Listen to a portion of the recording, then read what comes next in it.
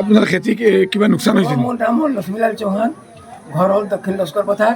ওচৰত মানে forest camp আছে, এওঁলোকক মাতিলেও নাহে আৰু মানুহৰ ঘৰ দুৱাৰ আছে, যাৰ যাৰ ঘৰৰ কিনাৰে কিনাৰে মানুহ আছে। এতিয়া কি কৰিম, কোনো মানুহ আঁতৰলৈ আঁতৰি নাযায়, ফৰেষ্টৰো অহা নাই। মই কি কৰিম এতিয়া? মোৰতো বহুত লোকচান হৈ গ'ল। আপোনাৰ কিমান লোকসান হৈছে? মোৰ 5 বিঘা মাটি লোকচান হৈছে। হাতী কেইটা আহিছে আজি? 9টা আছে হাতী। আচ্ছা, ওচৰৰ বন বিভাগৰ কোনো মানুহ অহা নাই? এটাও অহা নাই।